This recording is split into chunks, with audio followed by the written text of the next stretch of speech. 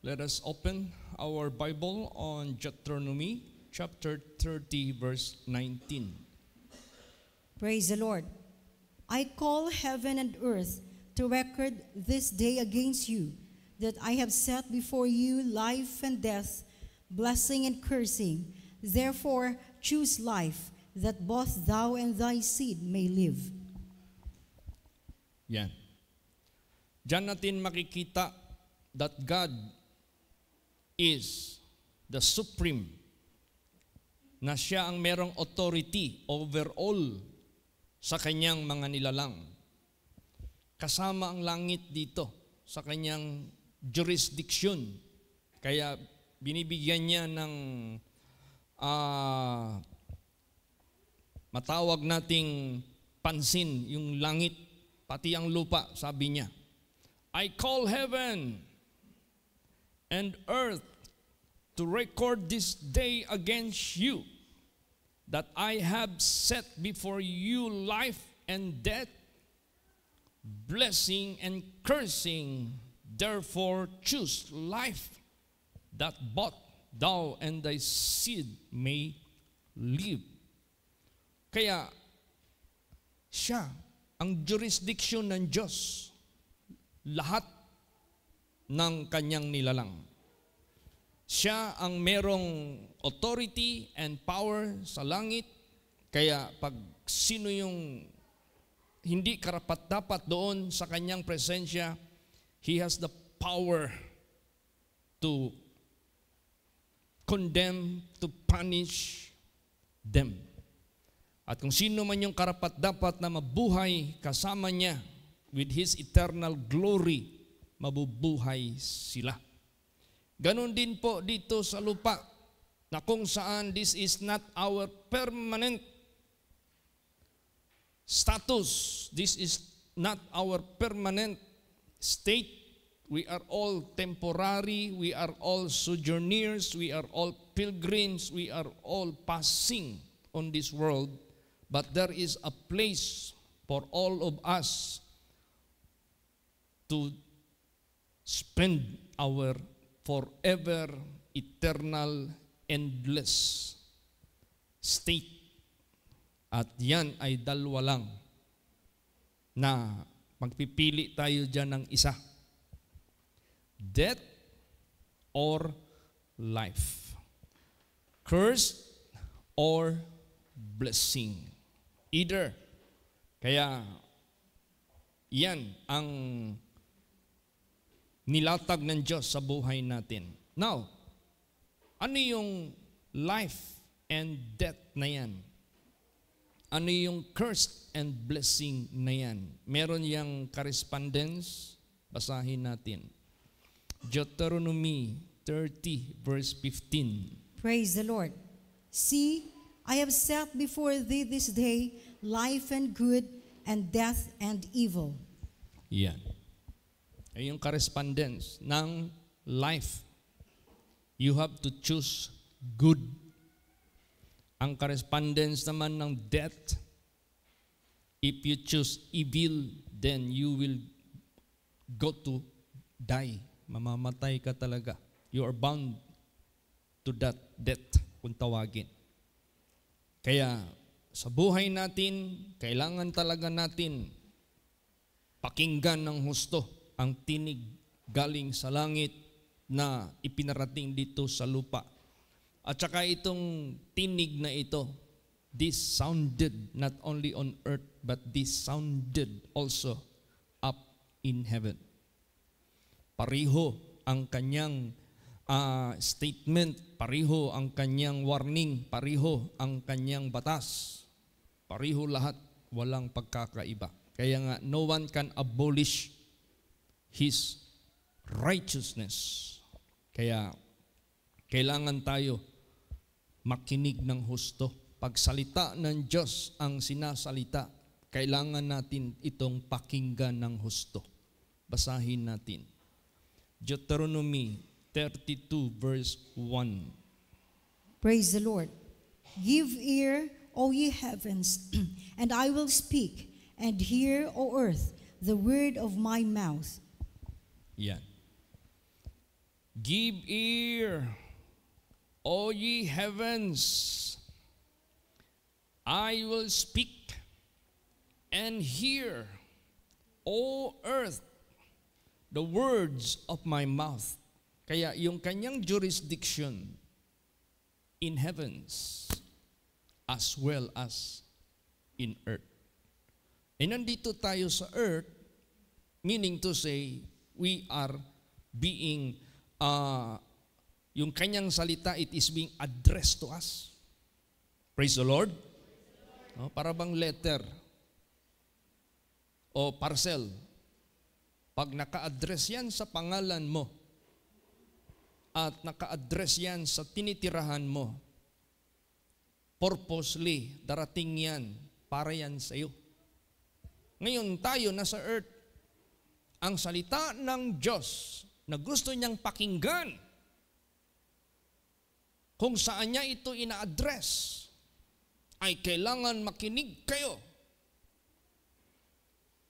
In-address niya sa langit, sa lahat ng mga creatures niya doon, at in-address niya dito sa lupa, lalot na sa atin, human being, dahil we have special relationship with the Creator of everything because we were created in His likeness. Kaya naka-address ito sa atin lahat. Huwag natin itong baliwalain. Pag binabaliwala natin ito, in spite He made us, in spite He brought us to a good being. Lahat-lahat na ang privilege binigay na ng Diyos sa buhay natin. We are inhaling the air freely. Magtapon ka lang ng buto dyan, magtubo for our food.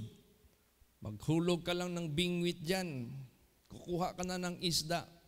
Pero hindi naman natin yung ginagawa because meron na yan sa palengke. Meron na yan sa tindahan ng mga gulayan.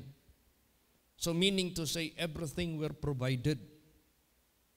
Saan pala galing yung isda? Saan pala galing yung gulay? Di from the Creator. Siya lahat. Kaya napakalaki ang ating utang na loob sa Diyos. We have to be grateful to our Creator. Kaya pag nagsalita yung ating Creator, na in-address niya sa langit at dito sa lupa, pag hindi mag-take heed ang nasa langit, pahamak. Pag hindi ang mag-take heed dito tayo sa lupa, pahamak. Kaya nga yung inawit natin kanina, trust and obey, for there is no other way. Pag sinabing there is no other way, there is no other option. There is no other alternative. There is no other way except to trust and obey to the one who created you and created me. Wala nang iba. Sino pa pala ang i-honor natin? Sino pa pala ang ating sasambahin? Sino pa pala ang ating isubmit ang ating buhay sa Kanya? Di ba doon sa naglalang sa atin? Pag hindi natin yan nagawa, sino pala ang magalit sa atin? Siya. Sino pala maglagay sa atin sa ating eternal state? Siya rin. Kaya nananawagan siya nanawagan siya, may panawagan siya, langit, lupa, makinig kayo sa aking salita. Nilagay ko sa harapan ninyo, life and death, blessing and curse. Choose life. Praise the Lord. Praise the Lord. Tinig yan ng Creator of everything. Kaya yung jurisdiction niya, makita natin dito sa salita niya. Heaven or heavens. Just na-open ko lang sa newsfeed ng FB. Yung mga stars, they are not actually formed like David stars, like triangle na pinagdugtong-dugtong na 5 ang points. Yung dulo, hindi. Stars are like earth rounded. Stars are like sun rounded. Stars are like moon rounded. Tapos kinumpara yung sun at saka yung mga stars. Pag inilapit yan, mas malaki pa sila sa sun. And that is under the jurisdiction of the Creator. Pag sinabi niya, heavens, makinig kayo sa aking salita. Earth, makinig kayo sa aking salita. Kailangan talaga natin yan. Ayusin natin ang ating magandang relasyon sa nag-create sa atin. Praise the Lord. Kasi pag hindi natin yan ginawa, no option. No choice. Siya ang kaaway natin. Siya ang magalit sa atin. Siya ang maglalagay sa atin sa ikakapahamak. Dahil bago niya ginawa yan, nagbigay na siya ng panawagan. Nagbigay na siya ng mga warnings sa buong mundo, pati sa langit. Tingnan mo yung hindi nakinig sa langit, di ba? Napahamak. Tingnan mo hindi nakinig dito sa lupa. Ang dami ng kapahamakan ginawa ang Creator of all. Pero ang tao, bakit ganito pa rin? Ayaw pa rin nilang tumalima sa tinig na naglalang sa lahat na may kapangyarihan, may authority to decide what is due for you and for all. Kailangan talaga natin yan. Panghawakan yung kanyang salita. Binibigyan niya tayo lagi ng warning, makinig kayo sa aking salita. Praise the Lord. Okay. Alam niyo ba kung ating, kaya nga sabi nga ni Lord Jesus Christ, search the scriptures. Search the scriptures. And you will know who am I. Makilala niyo kung sino ako. Hindi lang yung kanyang pagka-Godhead. Hindi lang ang kanyang pagka-Savior. Makilala niyo ang ugali ko. Makilala niyo ang aking kahatulan. Makilala niyo ang aking justice and judgment. Para kung makilala niyo ako, dapat kayong makinig at sumunod at lumawalhati, sumamba, magpasakop para kayo mabuhay kasama ko. Para kayo mabuhay kasama ko. Praise the Lord. Kaya, ang Bible, nagte-testify lahat yan about God, about our Lord Jesus Christ. Dito, bakit nag-grieve ang Diyos sa langit, pati dito sa lupa, doon sa mga nilalang niya. Bakit ito ang ginawa? At huwag nating gawin ito magpakailan paman.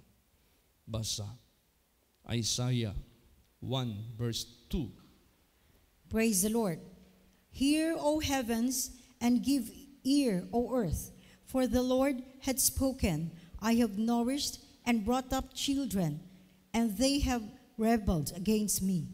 See? The word rebelled, that started in the heaven. Diyan nagsimula yung salitang rebellion sa langit. Because they are ahead of us. Nauna sila sa atin bago niya ginawa ang lupa at ang tao. Kaya pag inaddress ng Diyos, mga langit at lupa, makinig kayo. Naghahayag lang ang Diyos ng kanyang samang loob, galit. Bakit nangyari yung pagbagsak sa mga nilalang niya sa langit at hinatulan niya sa walang hanggang kapahamakan doon sa eternal fire? Bakit? I have nourished. Imagine that. They were being nourished. They are being made by Him beautifully, perfectly, wondrously. I have nourished and brought up children. Pinarami ko sila. And they have rebelled against me. Tingnan mo. At this is exactly what is happening. Now, nangyayari yan. And that was happened in the old days. Look at Sodom and Gomorrah. Look at in the days of Noah. Look at the people in the Old Testament as well in the New Testament. Matindi. Kaya careful tayo lahat. Huwag tayong magpaisi-isi. Pag ang salita ng Diyos na ang magsasalita, makinig kayo, give ear. Because I have nourished you.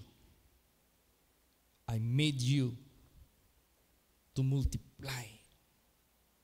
Don't ever rebel against me. Or don't ever rebel against me. Huwag kayong magrebelde laban sa akin. Rebellion is disobedience. Rebellion is doing contrary or against God. That is rebellion against our Creator. Obedience, that is an opposite of rebellion. Kaya, kailangan maging obedient tayong lahat. Anong sinasalita ng Diyos na ina-address niya sa langit pati dito sa lupa. Praise the Lord. Huwag tayong masindak sa balita. Huwag tayong masindak sa mga discoveries. Huwag tayong masindak sa mga inventions. They are nothing. They are all temporal. Masindak tayo sa nagsasalita na nasa langit. Because He will cause our eternal state. Siya yung makakagawa ng ating eternal status. Whether it is to be in His kingdom or to be in that down there, in hell. Sino ang magpunta doon? Nagbigay na siya ng example, the rebellious children of God, whom He created. Sino ang manatili sa kaharian ng Diyos? The obedient children of God. Kaya, no option, tama talaga yung inawit kanina, to be happy in Jesus, but to trust and obey. Kaya napaka-importante. Ano pa ang ginagawa ngayon ng mga tao sa mundo sa salita ng Diyos? Oo, may mga churches. Oo, may mga simbahan. Pero ano ang nangyayari sa mga tao na nakikinig? And we are not exempted of this. Basahin natin isa na mga masama na nakikita ng Diyos na ginagawa ng mga tao sa harapan niya. Basahin natin. Jeremiah 2:12 hanggang 13. Praise the Lord. Be astonished, O ye heavens, at this, and be horribly afraid. Be ye very desolate, saith the Lord. For my people have committed two evils. They have forsaken me, the fountain of living waters, and hewed them out cisterns, broken cisterns that can hold no water. Yan. Heavens are being informed by God what He is observing on earth. Pati ang nasa langit, they are being informed, they are being alerted, and they are being notified by the one who created everything, what He is doing and what He is observing dito sa lupa. Imagine that. Because that is under His jurisdiction. Praise the Lord. Be astonished, O ye heavens, sabi dyan. At this, be horribly afraid. What kind of fear? Horribly afraid. Matakot kayo na matinding takot. Be ye very desolate. Pag sinabing desolate, Mapipil mo talaga yung desolation. Saith the Lord, for my people have committed two evils. They have forsaken me, the fountain of the living waters. Itinakwil nila ako. The fountain living waters. I am the life, God said. See, tinakwil nila ang Diyos. By what? By disobedience. How Adam and Eve forsook their Creator. By disobedience. How Lucifer and all angels na nag-join kay Lucifer sa rebellion, how they forsook their Creator by disobedience, by rebellion. Huwag nating gawin yan. Never nating gawin yan. This is horrible. This is desolation for everyone na gagawa nito. You forsake your Creator, the fountain of living water, where you shall go. Saan ka pupunta? But you will be facing the wrath of your Creator. Wala kang mapupuntahan. No option. No choice. Kaya this is horrible. No? Kakilabot talaga ito. Anong ikalawa? They have forsaken me, the fountain of living waters, and hewed them out cisterns, broken cisterns that can hold no water. What is cistern? Lalagyan ng tubig or tapayan or banga. Pero butas. Hindi makahold ng tubig. Yan yung puso natin. Pag makinig ng Word of God, tapon. Pag makinig ng Word of God, basura. Pag makinig ng Word of God, it is not important. Pag makinig ng Word of God, being treated not as the Word of God, but as just lesser. Napakaano. Yan ang dalawang masama na ginawa ng aking mga anak. They have forsaken me, the fountain of the living water, and they made and hewed cistern which is broken, that cannot hold water. Huwag nating gawin yan. Kaya kailangan yung Word of God talaga saluron yun nato na pirmi sa atong hunahuna o sa atong kasing-kasing, ayaw yun sila pagawasa. Praise the Lord. Don't let it go undone. Ayaw na palagpasa sa imong kinabuhi nga di ni mo na buhaton. Kaya kung dili gani mo na buhaton, na dungog na nimo ang iyang pulong, imo nang gipagawas, naghimo ka lang og banga or cistern sa imong kinabuhi nga buak, liki, broken, cannot hold water. But if you apply, if you do all the Word of God being spoken to you, then imong gisalod sa imong hunahuna ug sa imong kasing-kasing ug imo kanang gituman, meaning to say, you retain it. You store it in a good cistern who has no crack or leak, or it is a cistern which is good cistern, not broken. Yan ang dapat nating gawin. Praise the Lord. Never talaga isi-isihin yung banal na salita ng ating Panginoong Diyos. Saan dito mababasa natin na they are like a broken cistern? Ano yung broken cistern? Pagbuhusan mo yan ng tubig, lalabas lahat yan. Hubas.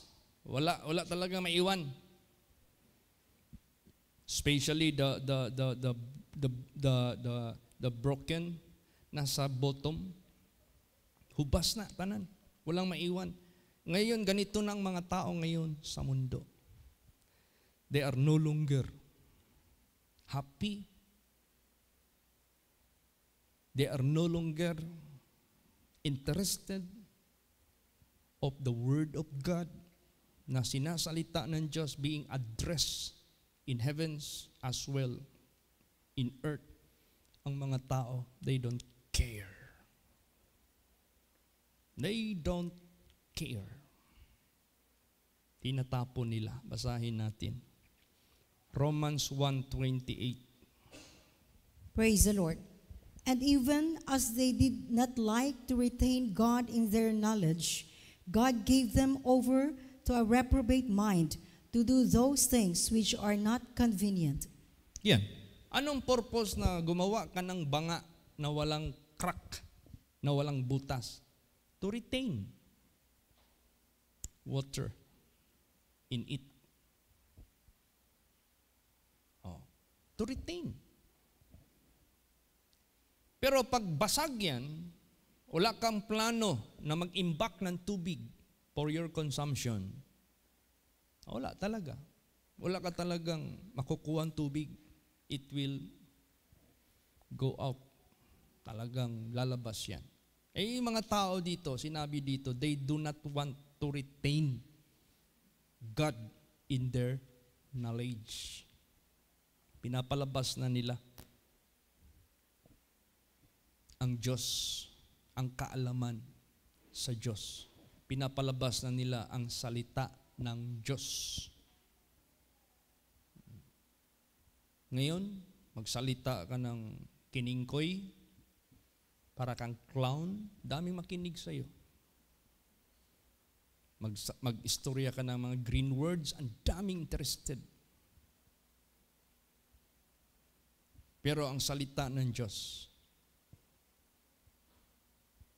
yan.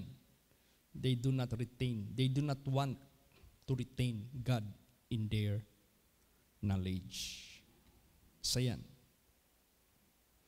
At maliban dyan, meron pa. Mas masahol pa. Basa.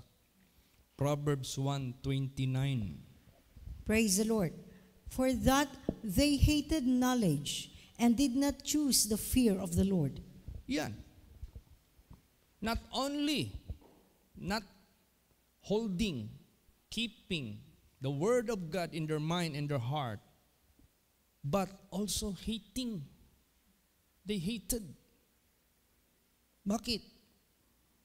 Ako correct yung kanilang mga wrongdoings, and they love their wrongdoings rather than to be corrected. They love evil more than the good. They love darkness more than the light. You see? Yan ang nangyayari ngayon sa sanglibutang ito. Kaya kung maghatol na ang nag-create sa atin lahat, walang makablame sa Kanya. Wala.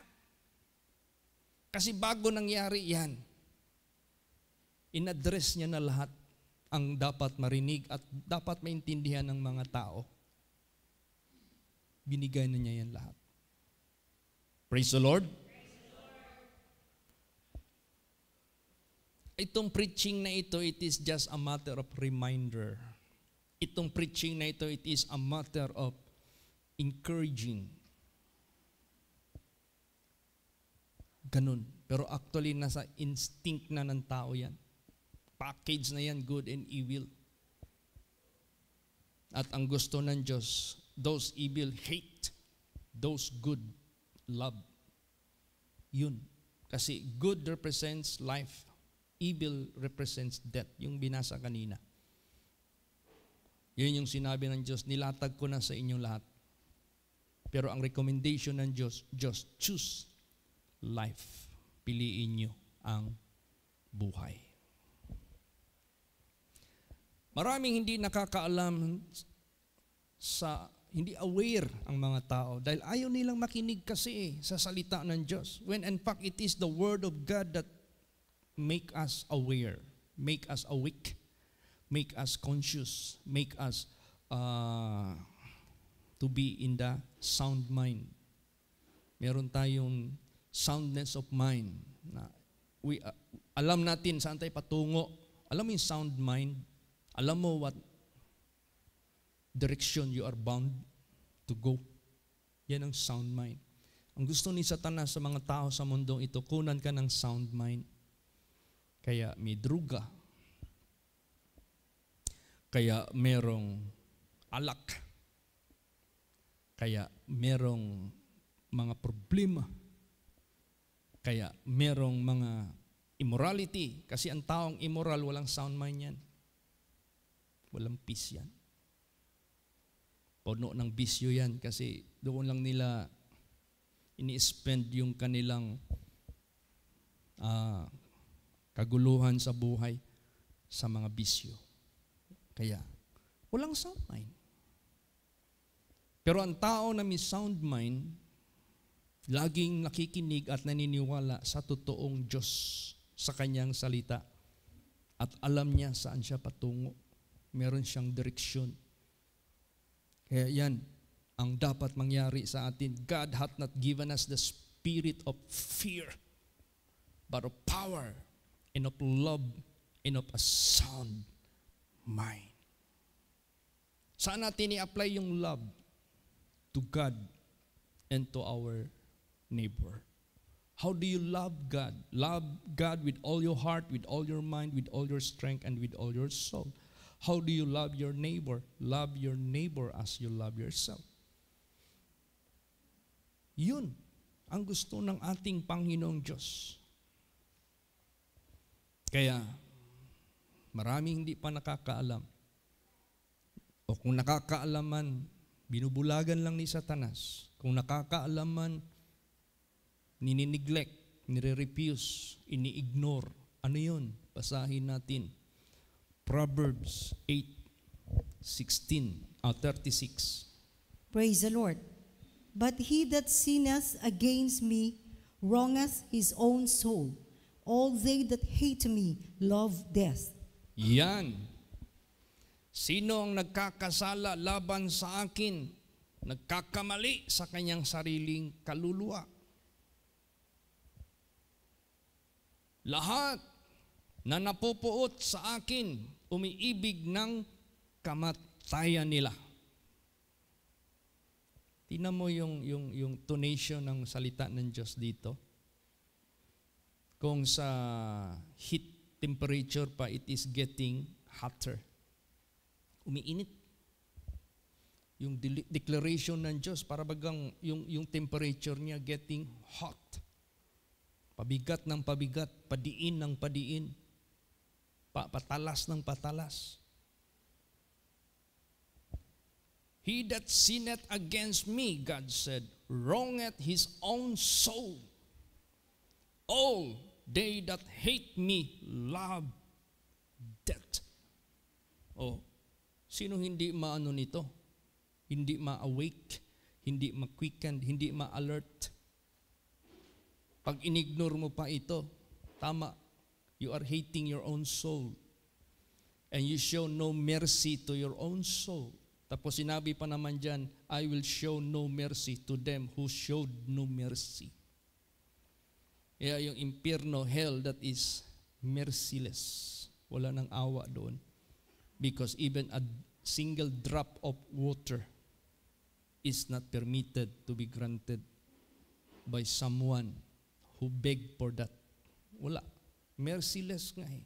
Kaya dito pa lang sa mundong ito, pasalamat tayo dahil meron tayong salita ng Diyos na dapat nating mapakinggan, dapat nating ilagay sa puso na walang butas, dapat nating paniwalaan, dapat nating sundin.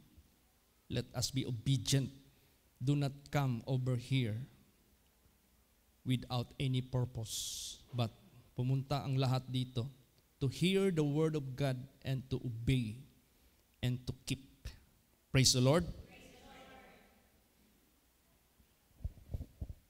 Kaya ang sabi dito, choose life. Alam mo yung choose? Ano bang Tagalog ng choose? Pili. Di ba? Bisaya, maupod, pili. Nalaala nyo yung election sa presidential? Pili Pinas.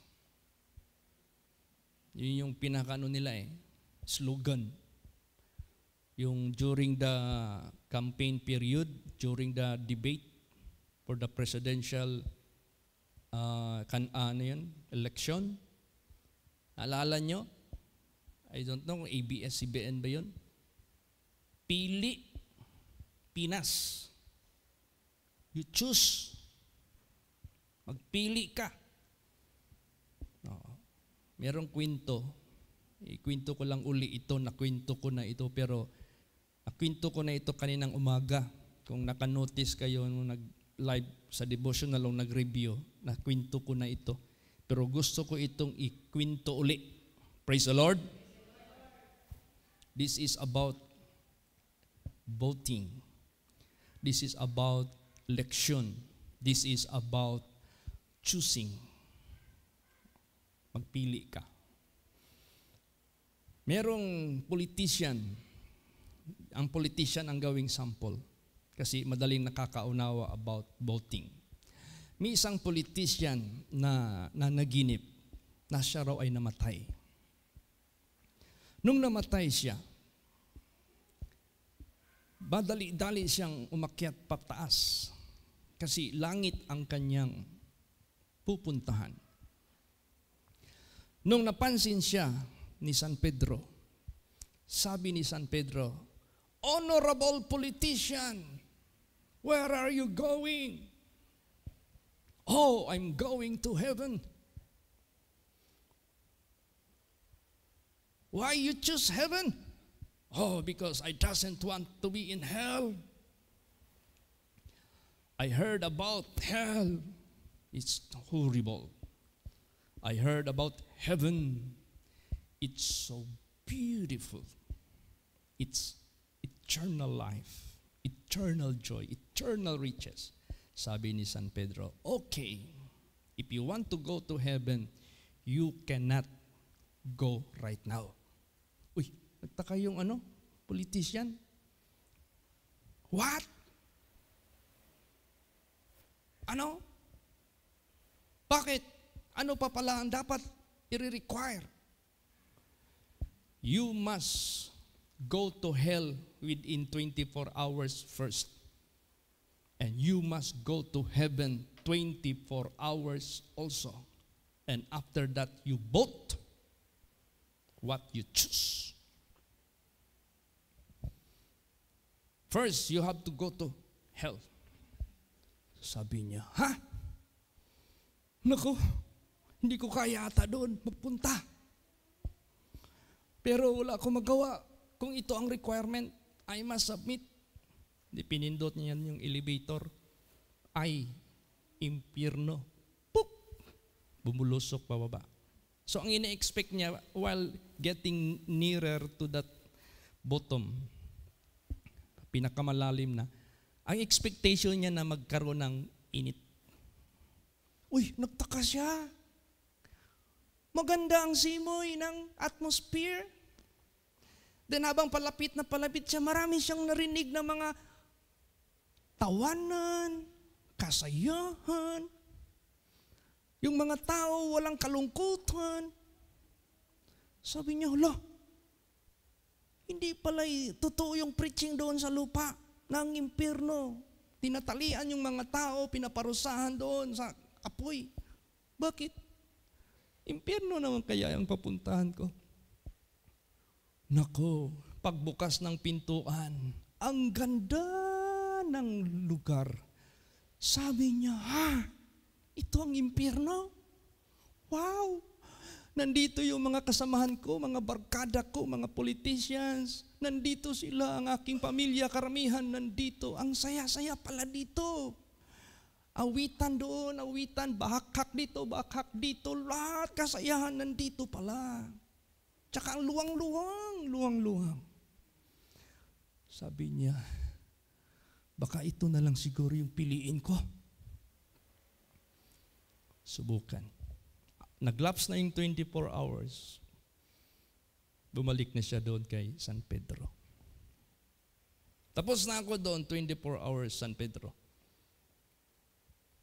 San Pedro, parang magbago na yung isip ko. Hindi na siguro heaven ang anuhin ko. Baka impyerno na kasi ang ganda pala doon. Punta ka muna doon sa heaven. Anong letra ang heaven? H kung English, kung Tagalog, L, langit. Poop! Aba, nakita niya doon, walang katao-tao, kunti lang. Tapos ang mga tao, seryoso. Nagmi-meditate, nagpray. At kung umaawit man, walang kaano. Puro lang hosana, puro lang hallelujah, praise the Lord. Ano ba ito? Ito ang langit. Malungkot. Ito ang langit, kaunti lang, wala akong kilala. Nag-lapse na yung 24 hours. Humarap na siya kay San Pedro. San Pedro! Nag-change ang decision ko. Di ba? Una kong decision, gusto ko ng langit. Piliin ko na ang impyerno. Sabi ni San Pedro, are you sure of your votation? Na ang ibobote mo, ang pipiliin mo ang impyerno? Yes. Kasi galing na ako doon. Ayaw ko ng langit, malungkot. If that is your final decision, give me your finger. I will put, ano ba yung tawag na ink? Na hindi mabubura para kung magbuto ka, hindi ka magdouble. Eligible, ink, hindi ko gaano maano.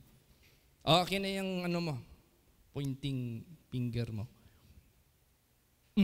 Para hindi ka mag-double-double. Di, excited na siya magpunta sa impyerno. Ay, poop, impyerno. Ay, sarap nito. Nung palapit na siya, umiinit na. Hala, bakit hindi man ito ganun? Ba't mainit dito?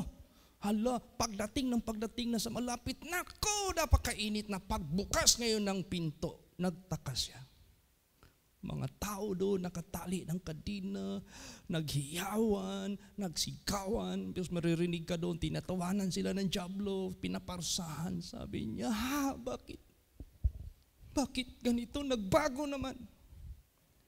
Sabi ng dyablo doon, honorable politician, bakit parang nagtaka ka? Galing ako dito kahapon.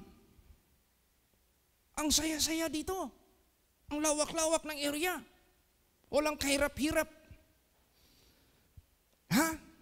Galing ka kahapon dito? Hindi pa yun ang totoong impyerno. Campaign period yun. Campaign period pa yon. Kaya si Satanas, pag kumukumpanya ng impyerno, masaya, okay lahat, barkada doon, barkada dito, malawak. Yung describe ni Jesus, napakalawak. Pero ang campaign ni Jesus sa heaven, you must suffer in the flesh. You must deny yourself. You must take up your cross daily. Kaya laging niremind ng Diyos sa atin, ibahin natin ang Diyos. Kasi ang 1 day sa Kanya, ang first day sa Kanya hanggang 6th day, una ang gabi. Bago ang umaga. Una ang paghihirap, bago ang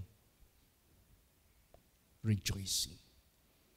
Kaya ngayon, nasa campaign period tayo. What you vote, what you choose. Praise the Lord. Ano ang bubutuhan mo? Ano ang i-choose mo? Yung kasayahan sa mundo? Na kumpanya ni Satanas para mapunta ka sa impyerno? O yung kinukumpanya ni Jesus? Straight and narrow is the way that leadeth to life. And few, kunti lang ang makasumpong nito. And broad and wide is the gate that will lead you to death. And so many will enter at. Napakarami. Kaya now, you choose wisely. Praise the Lord.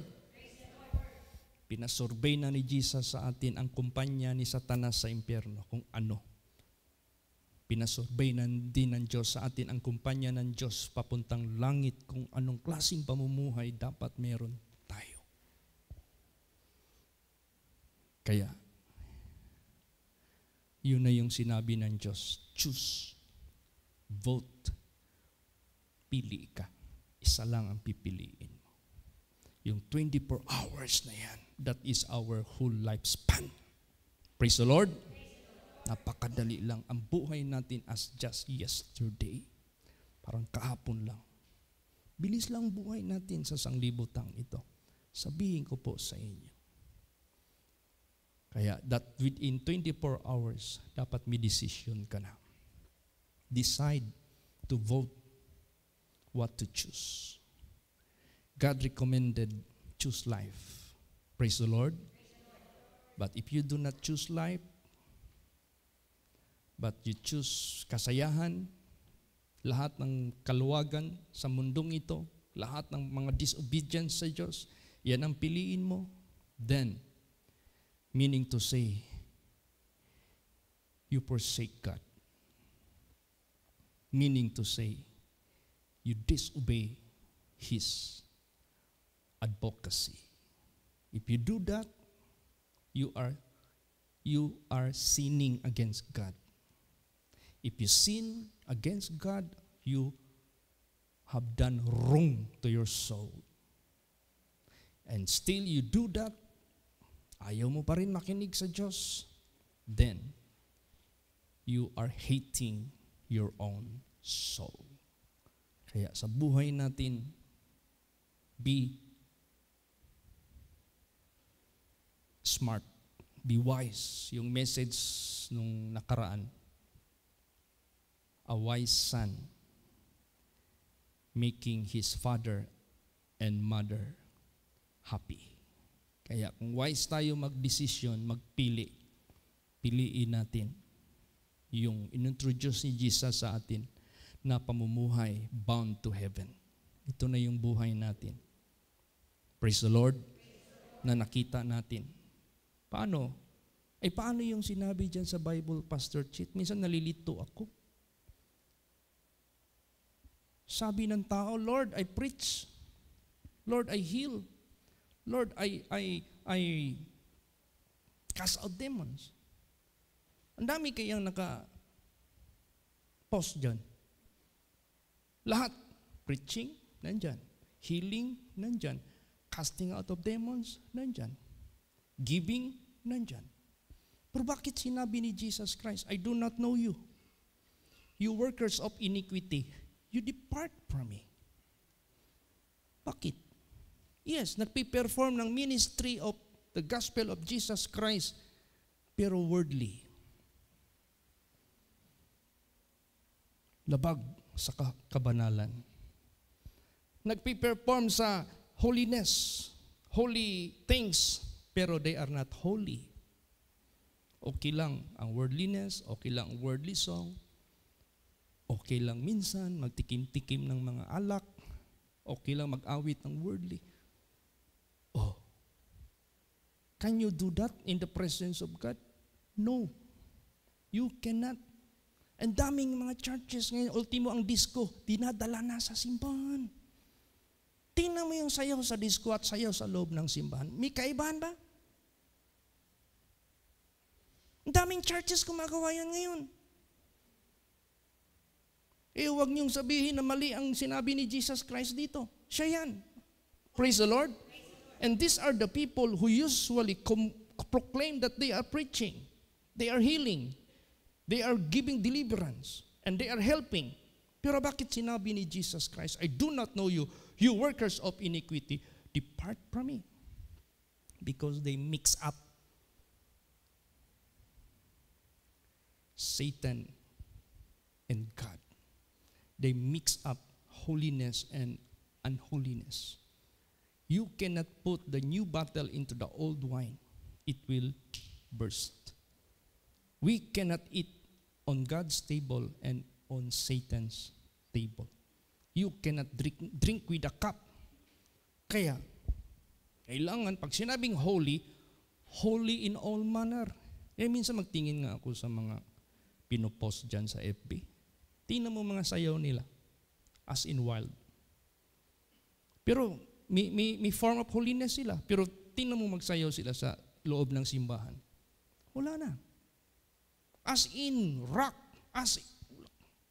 Kita mo talaga ang atmosphere ng simbahan.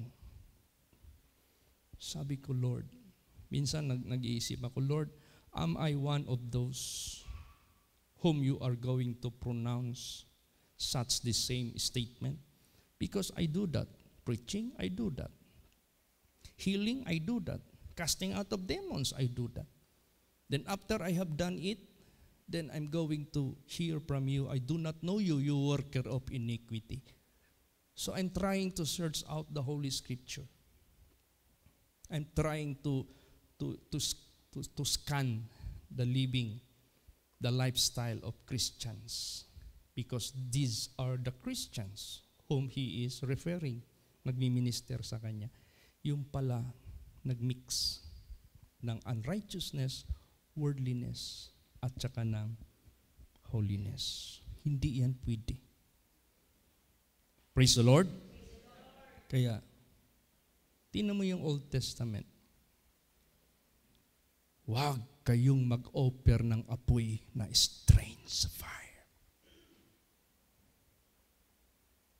Do you think yung ginagawa sa loob ng simbahan ng parang disco na, is that common to God? No, that is strange in the eyes of God. If you worship God in holiness and in righteousness, si David manggani, nagsayaw si David manggani, that was not inside of the church. That came from the war. Habang nagbabakta siya, nagpaparade siya, ginawa niya out of joy and celebration. Praise the Lord. But here, kailangan natin, minsan yung hymnal natin, yung ibang mga denomination na hindi nasanay ng disco, nasanay ng rock, naiilang sila. Ayaw ko na mabalik doon. Walang kabuhay-buhay. Gusto ko talaga yung pakimbot-kimbot talaga, yung bundak, ang tiilig to, bundak, swing lahat ng mga, sabay pa mga tugtog, mga rockista nandoon na sa stage. Paglabas ng simbahan, wala na, makita mo na kung saan-saang mga questionable places. Mix.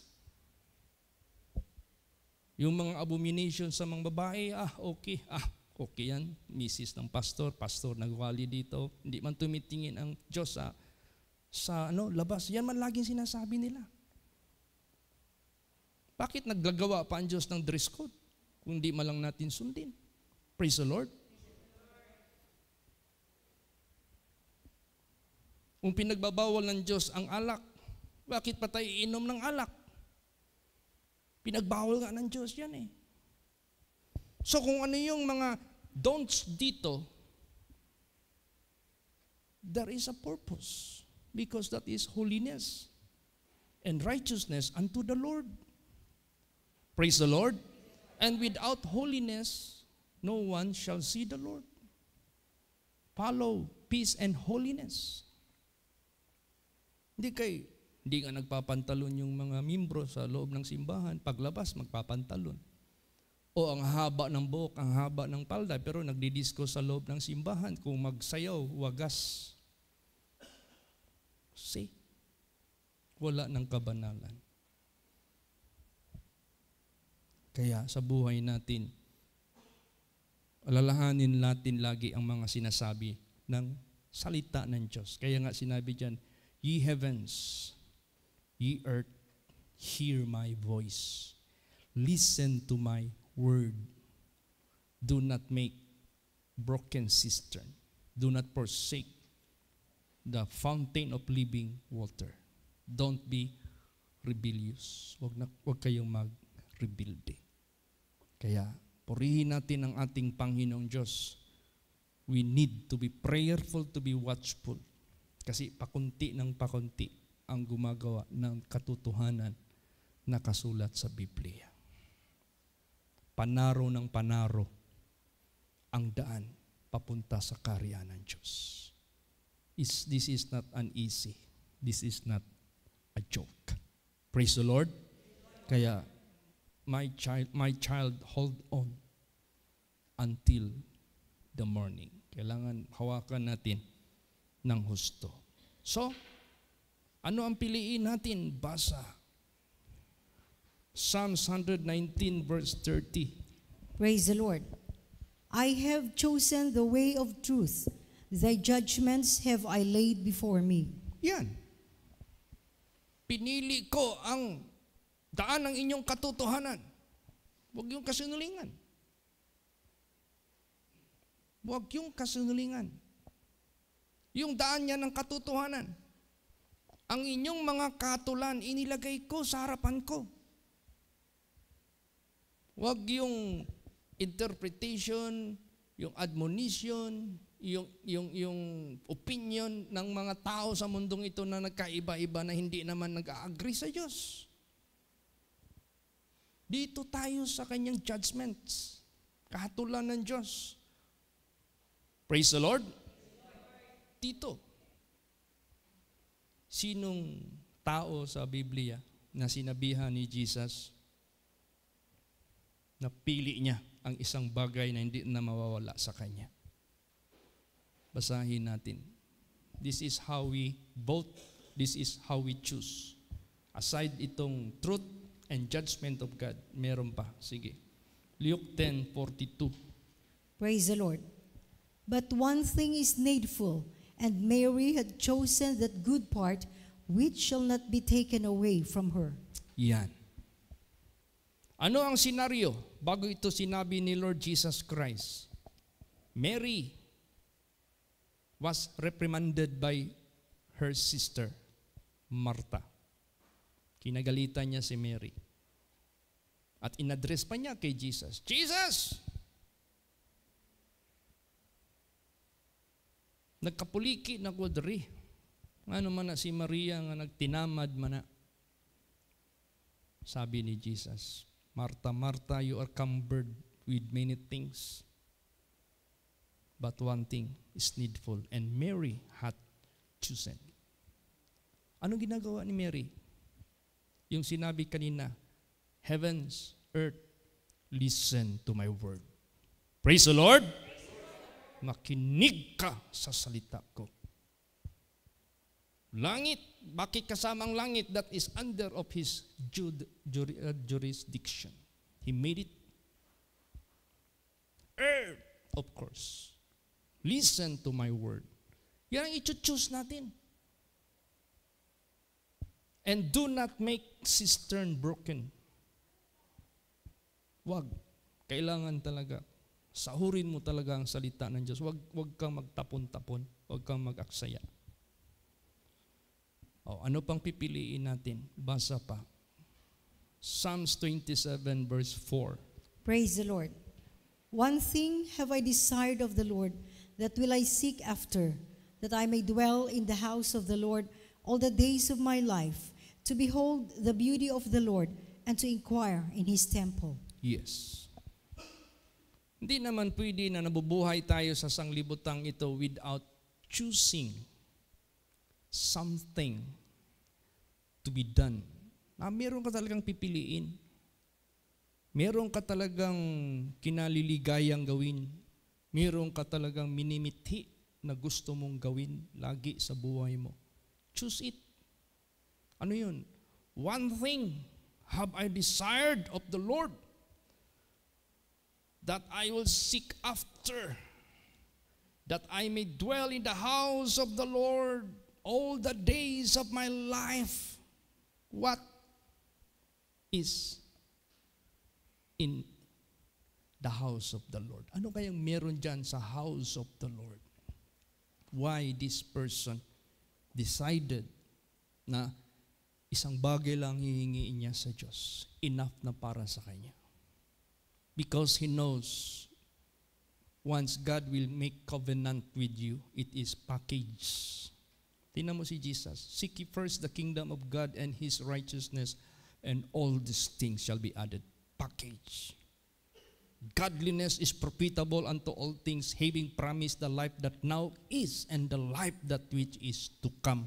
Package. Praise the Lord. Kasi pag inuuna mo ang salita ng Diyos to obey God, you will have assurance of salvation and you have assurance of everything necessities on earth. Ang totoong happy life or living, itong sumusunod sa Diyos. There is peace that money cannot afford. There is joy that cannot be bought, na hindi kayang bilhin. Meron sila niyan. Praise the Lord. How about yung mga mayayaman? Oh, they are buying pleasures. They are buying joy. They are buying happiness. Binibili nila casino doon, lasing dito, babae dito, lahat ng mga bisyo, they are buying it. Sa atin, no need. We have happiness. We have contentment. We have joy. We have peace. Praise the Lord. Galing yan sa. Yan ang totoo. Yan ang tunay. Kaya, vote within 24 hours na pinaparana sa atin and make a decision. Last verse. Psalm 73:25. Praise the Lord. Whom have I in heaven but thee? And there is none upon earth that I desire beside thee. Yan. Sino siya? Our Creator. Sino siya? Our Savior. Sino siya that will bring us to eternal glory? Choose Him.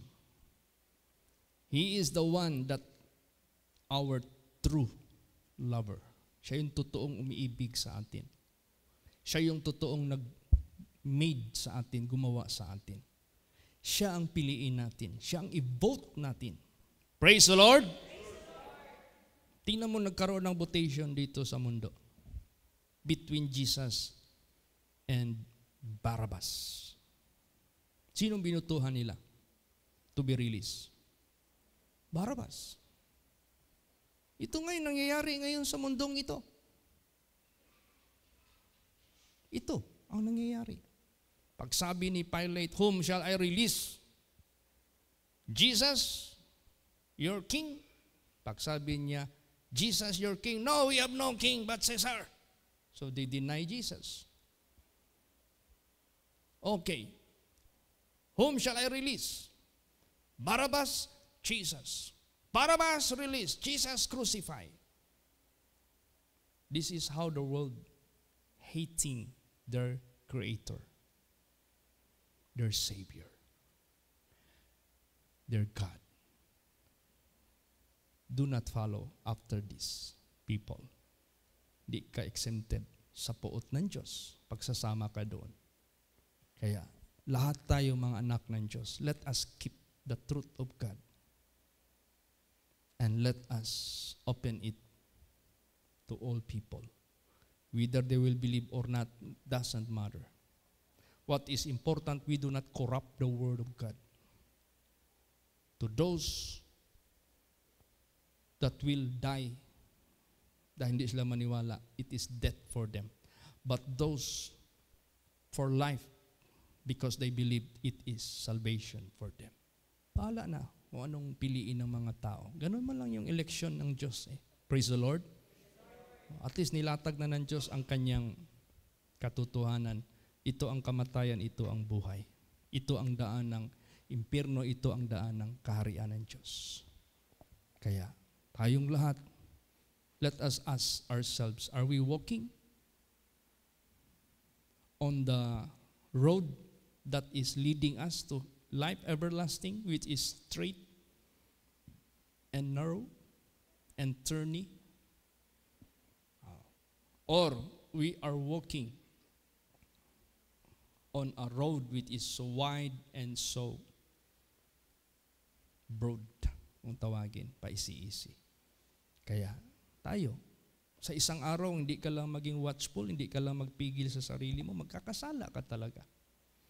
Alam mo, isang malaking impact sa buhay natin, huwag mong tingnan ang pinagbabawal ng Diyos.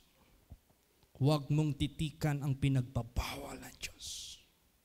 Avoid it. Kaya nga ang statement ni Jesus, in judgment I came into this world so that they which see not might see, and they which see might be made blind. From what?